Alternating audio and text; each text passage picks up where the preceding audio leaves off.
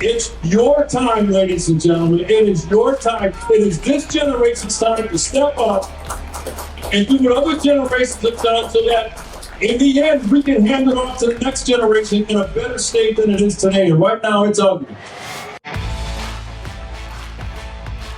Welcome to the Straight Talk podcast. I am your host for Straight Talk, former Milwaukee County Sheriff David Clarke, Milwaukee, Wisconsin. Now, I want to set some foundation up before we get into some topics here. This is a new podcast, and I think it's important for me to lay out what this thing is going to be about. I know everybody has a podcast, but I want to keep you coming back. I don't want to waste your time. Your time is valuable, and I appreciate that. To keep up with me on social media, you can find me on Truth Social, the platform that truly supports free speech. My handle there is at Sheriff David Clarke, and that's Clarke. You can also find me on Twitter at Sheriff Clarke, Clarke. Don't forget the E and Clarke. You can find me on Facebook at Sheriff David A. Clarke, Clarke with an E. And you can find me on Instagram at Sheriff David Clarke, again, Clarke with an E. Also, get my book. I have a book out called Cop Under Fire, subtitle Beyond Hashtags of Race, Crime, and Politics for a Better America. And that'll give you some foundation as well as to what this podcast is going to be about.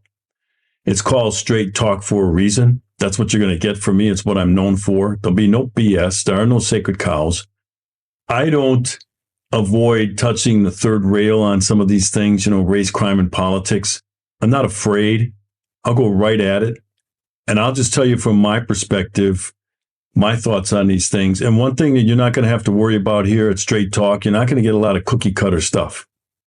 All right. How many times do you need to be told that what happened in Memphis with the Memphis police was a terrible thing, right?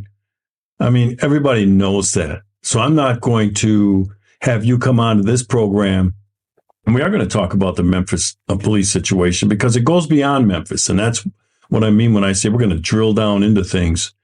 And we're going to talk and touch on things that most people don't want to get into. We're not just going to have the news of the moment. We're going to talk about other issues surrounding race, crime, and politics. The heck with the D.C. elites and what they're talking about. There always has to be some sort of scandal going on in Washington, D.C. that dominates the news. Right now, it's the classified documents that were found at Mar-a-Lago with Donald Trump. They were found in Joe Biden's one of many houses that he owns, beach houses. And, we're going to touch on that too a little bit.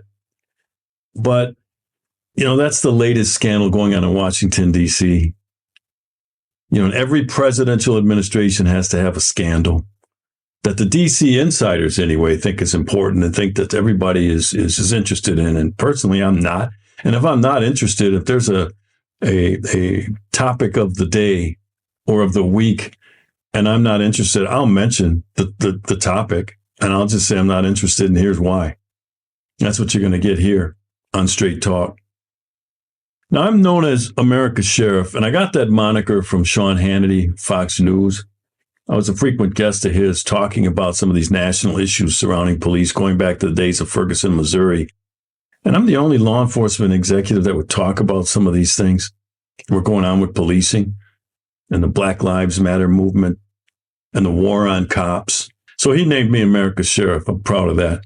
But there's something else here that I think is important in laying down a foundation of what this program is going to be about in the inaugural, if you will, podcast. Who is David Clarke? I think that's important. You know me as a career, you may know me, I should say. I'm not going to take anything for granted. You may know me as a career law enforcement executive, law enforcement officer, 40 years, nearly 40 years in the law enforcement practice, if you will.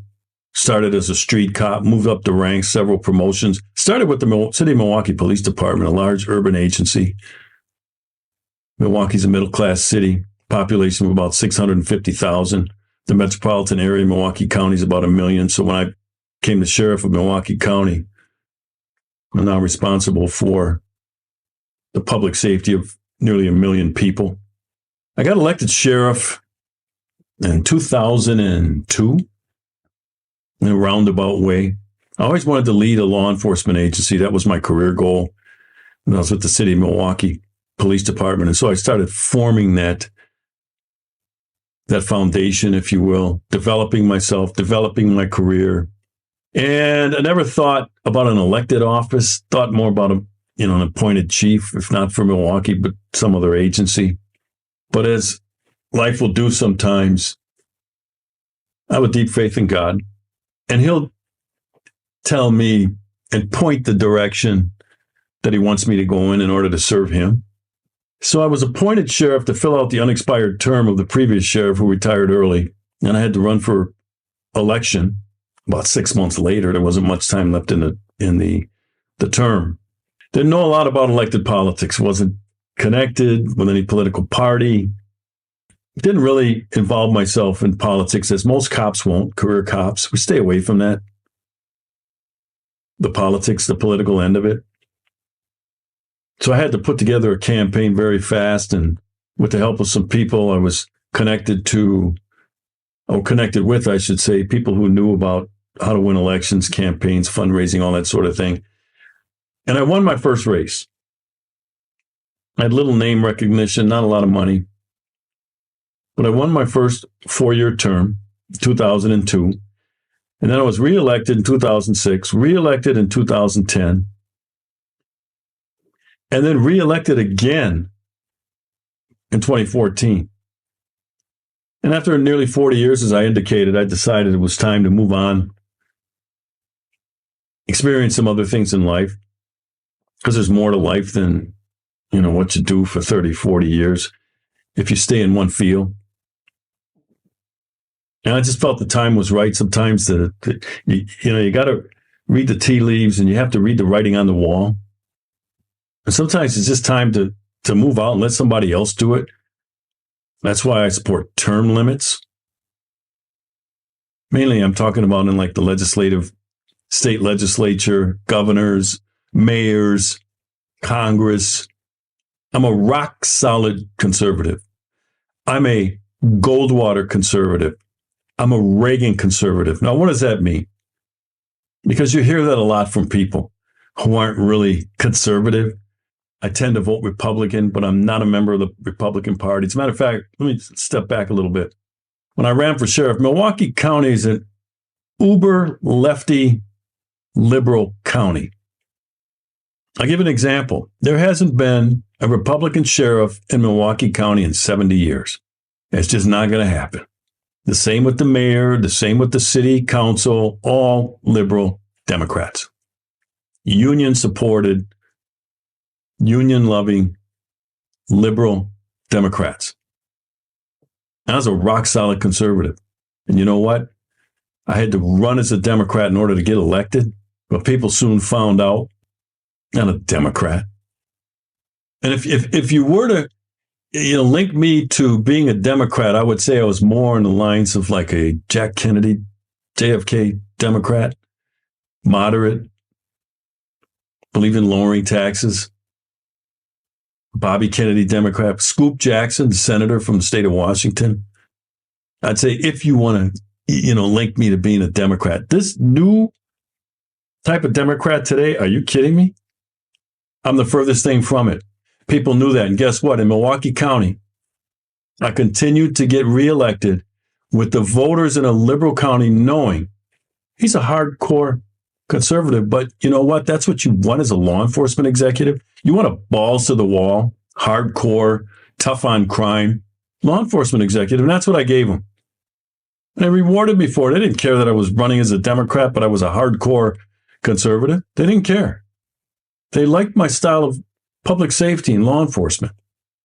So after I left law enforcement, I think it was like 2015, the third year of my fourth 4-year term. In part, I did it because I hooked on to the campaign of Donald Trump in 2016, fought hard to get him elected. And then there was a chance that I might go into the administration. We looked at some things, and I got to know Donald Trump very well, up close and personal.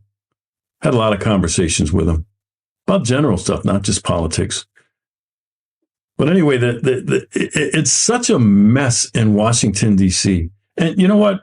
Remember I said that you're going to get straight talk from me? One of the mistakes Donald Trump made is he didn't clear the decks when he got elected. Now, in fairness to Donald Trump, he came from the outside. He was not a career politician, never held elected office. So he didn't have all those connections and bringing people along. And he had to put together a government very fast. 4 years goes fast, ladies and gentlemen. I know. My terms are 4 years. They go fast. But he left a lot of Obama and career bureaucrats in place when he should have cleared the decks and brought in all new people who were going to help him. Many of the people he left in place were working against him. Obama people. They were working against him. He learned that as time went on, but like I said, 4 years goes fast. So he lost a lot of time there. But anyway, I ended up with the Trump family super PAC, America First, as a surrogate. That was a better fit. The president even acknowledged it when I accepted that position. He gave me a call and said, I hear you're going with America First. He goes, that's a better spot for you. And he said, David, Trump always calls me David, didn't call me Sheriff. He said, you don't want to come in here. It's a mess.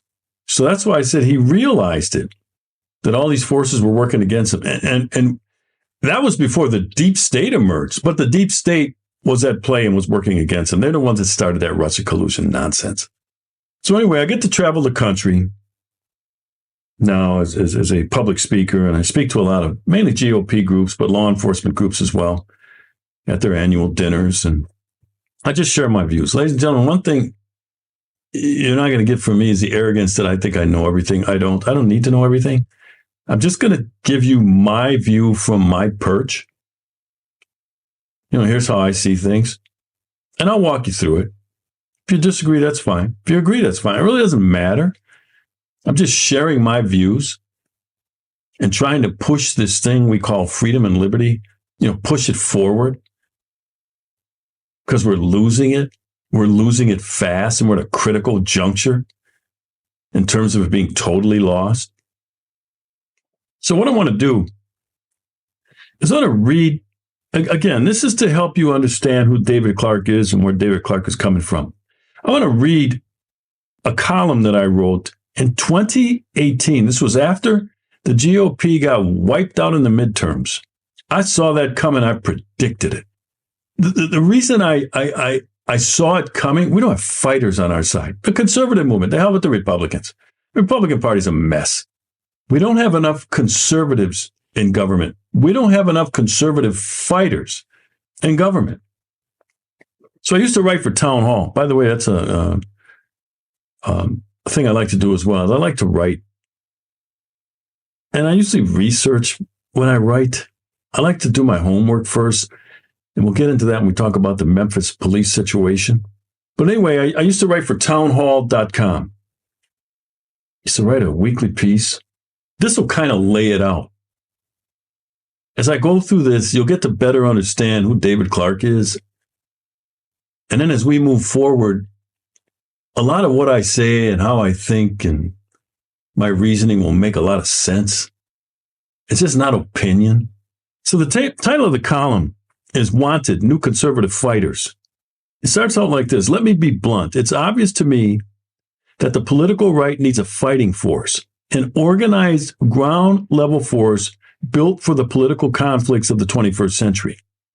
Politics has become a contact sport. This force must be unlike many GOP political figures who want to avoid contact and seem obsessed with being admired by the left and the editorial boards of the New York Times and CNN, rather than pushing back against the people seeking to destroy them. Who was it that said you can't fix stupid? The left, aided by the liberal media, has declared war on conservatives. They have declared war on cops, the Constitution, the rule of law, due process, religion, and free speech. Let me stop here. Ladies and gentlemen, I wrote this in 2018, and where are we today? I said I saw it coming. Back to the column here. To counter this, we need political street fighters, brawlers, to help President Trump push back, remember this is 2018, against the swamp, the deep state, never Trumpers on the right, and the Washington establishment. Currently, Trump has to rely on a group of your grandfather's Republicans who mistakenly believe that you can compromise with the left or that you can win a political warfare from inside the safe space of a think tank, a TV studio, or from a DC cocktail party. Traditional GOP politicians and elites do not realize that going forward into the 2020 elections, the tactics that are currently being used by them that used to work in winning elections have become obsolete and ineffective at countering the guerrilla-type warfare tactics of the Democrat Party and American left. Somebody needs to tell these Republican intellectual elites that the other side is shooting at us, figuratively and literally, as in the case of Congressman Steve Scalise. In this new age of political warfare, they have allowed the left to dictate the rules of engagement. In turn, the left has turned politics into the art of lying. They control the language that can be used and thus control the narrative. Anyone who thinks the left will play fair or use traditional methods to win debates or elections is dangerously naive. These political ambushes are the metaphorical equivalent of a roadside IED. Often you won't know the left's blast is coming until it's too late in the election cycle, when their 11th hour surprise smears or outright lies appear. Recall when former Senate Majority Leader Harry Reid said that 2012 GOP presidential nominee Mitt Romney didn't pay his taxes for 10 years. After the election, when Reid was confronted about the outright lie, he smugly responded, "It worked, didn't it?" Everyone should be awake to the predictable left. Their opposition research digs deep into a GOP candidate's past, finding some innocuous, clumsy statement or photo or connection, even if it was decades ago, and smears them with it as if it happened yesterday. They recently did it to Cindy Hyde-Smith in her U.S. Senate race as the Democrats engaged in their insidious game of identity politics. Ladies and gentlemen, I was using this language in 2018. Back to the column here. Who's behind this? A few of the culprits are Media Matters, American Bridge, Crew, and Share Blue. These are subversive leftist groups running a well-funded and organized Trump resistance movement. They are purveyors of misinformation and propaganda. They have made it clear that elections no longer matter unless they win. When they lose, they demand recounts, claim voter suppression, and suspicious, uncounted ballots will magically appear. Media Matter operative David Brock said in a confidential memo that they will fight every day. He said, "We're going to resist the normalization of Donald Trump. We're going to contest every effort." Share Blue proclaimed that Trump allies would be forced to step down or change course due to news published by Share Blue. They organize boycotts and threaten corporations into not doing business with conservative groups. They conduct training courses on how to write letters and flood newspaper publishers to stop counterview op-eds from being published in liberal publications. They attack conservatives on social media sites like Facebook and Twitter and flood their administrators with complaints to get them shut down or suspended. Ladies and gentlemen, again, let me pause here. I said this in 2018. Back to the column here. These are the leftist bullies that at a moment's notice can summon a mob of people to show up and raise hell. They were behind the smearing of Justice Brett Kavanaugh. They were the ones who pounded on the doors of the U.S. Supreme Court trying to storm the gates. They engaged in political violence, threw out false allegations of sexual assault or harassment, and race baiting, along with other types of physical threats, physical violence, and property damage. They were undoubtedly behind the assaults against Republican elected officials and White House staff in public places like restaurants or at their homes. These leftist groups are a formidable foe that the conservative side currently has no response. We need infrastructure, and we need to mobilize it quickly. I want to be clear. I do not advocate for violence, especially political violence, but I do advocate for more effective counter tactics than the ones weak-kneed Republicans currently use.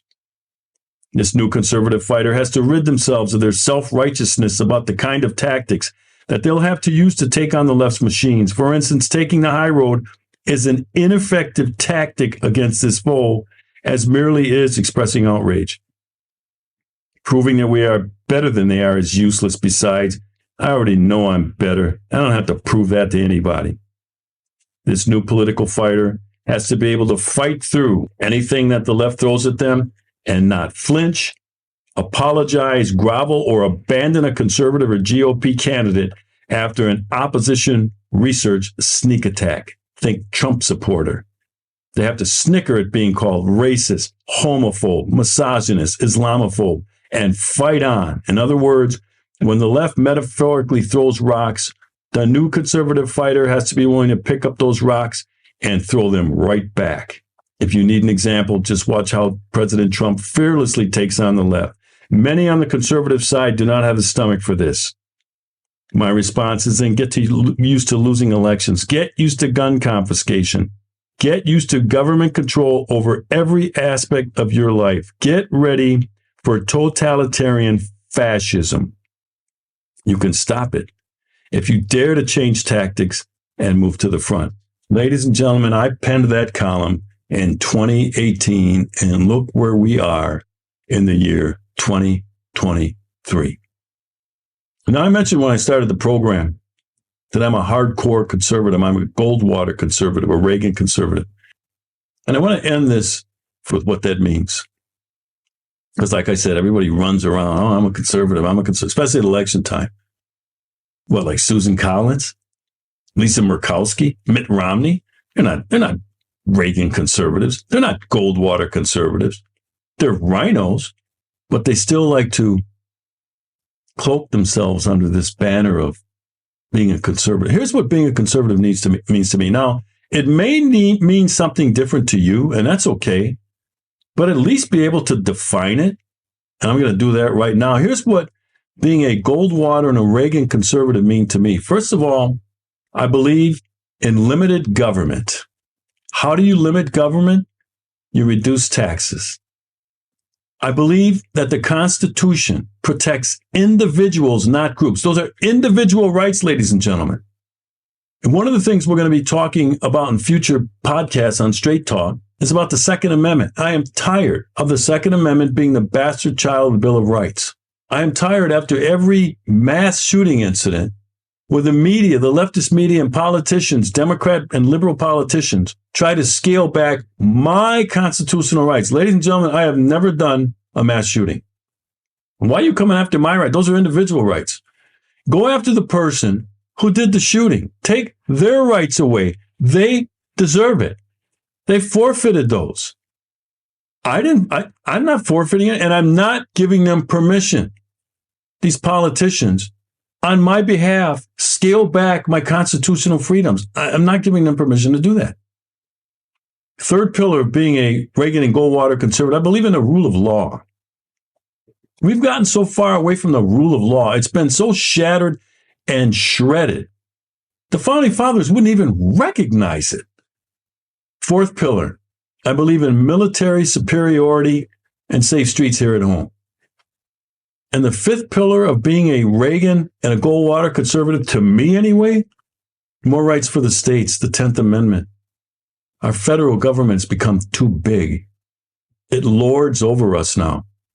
We're not free citizens. They treat us like subjects. So you may have other ways of defining yourself as a conservative, and that's okay, because I'm not saying if you're not my five pillars, you're not a conservative. That's not what I'm saying. I'm saying the people who, many of them who claim to be conservative in Washington, D.C. and in our state legislatures, they're the furthest thing from what I said. Have you seen the spending that's going on in a bipartisan fashion? $1 trillion bills that claim to be one thing, loaded up with stuff that has nothing to do with what they claim this bill is about. If you are a Goldwater or Reagan conservative, you couldn't vote to approve that and call yourself a conservative. And both parties do it. That's just one example. You can't be a limited government conservative and continue to vote for bills that either scale back our rights or contribute to the growth of government. It doesn't line up, ladies and gentlemen. So I hope this gives you a little window into who I am and what I'm about and how I arrive at different things, in the political arena. That's why I came up with the subtitle of my book, Cop Under Fire, Beyond Hashtags of Race, Crime, and Politics for a Better America.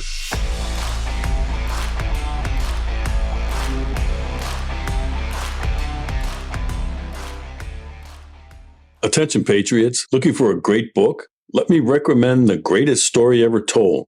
The We the People Bible is available for the first time in history. This Bible is for those who believe it is time to give America back to God. Faith is being targeted, and our country's founding beliefs are being targeted. The We the People Bible is restoring what there is an attempt to remove: the preservation of faith and the preservation of America.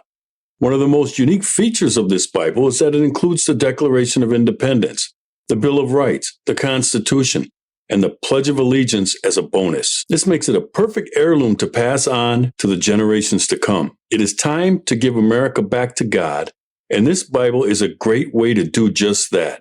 Get one for yourself and another as a gift for a friend or family member. Go to americasheriff.com and click on the Bible link to order today while supplies last. Follow Bulldog TV on Facebook to join the fight against communism in America. A growing community of patriots are joining together to take back the media. Bulldog TV, Americans fighting for America.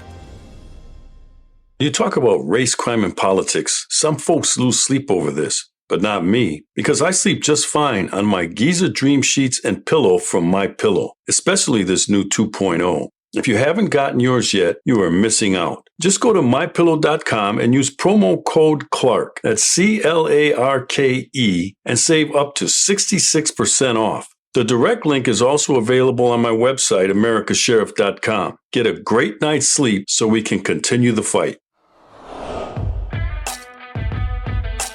Friends, I want to thank you for listening to today's episode of Straight Talk with yours truly, America Sheriff David Clarke. And a special thank you also goes out to our sponsors. My goal, as always, is to break down these complex and many times controversial issues and bring it to you straight with a little dose of common sense, no media bias, no talking points, just truth. And this podcast would not be possible without your support. I hope you enjoyed this episode, and if you did, please leave a review at Apple Podcasts, Spotify, or your favorite place to listen. And please share this message of common sense on social media. For more content, be sure to follow me on Truth Social, Twitter, Facebook, and Instagram. This podcast is brought to you by americasheriff.com with executive producer Judy Wilkinson of JLWilkinsonConsulting and producer Josh Wentz in partnership with our friends at Bulldog Media. If you are interested in partnering with Straight Talk Podcasts or having me speak in your area, please contact Judy at JLWilkinsonConsulting@gmail.com, 706-518-2116. That's JLWilkinsonConsulting@gmail.com. Phone number 706-518-2116. Stay tuned. Great things are coming on next week's podcast. But see, people, when they hear top secret, and when they hear classified documents, there's very little in that stuff. There are secrets we don't want our enemies to have. But you know what? Our enemies, for the most part, the KGB, they already know this stuff anyway. They know what we know.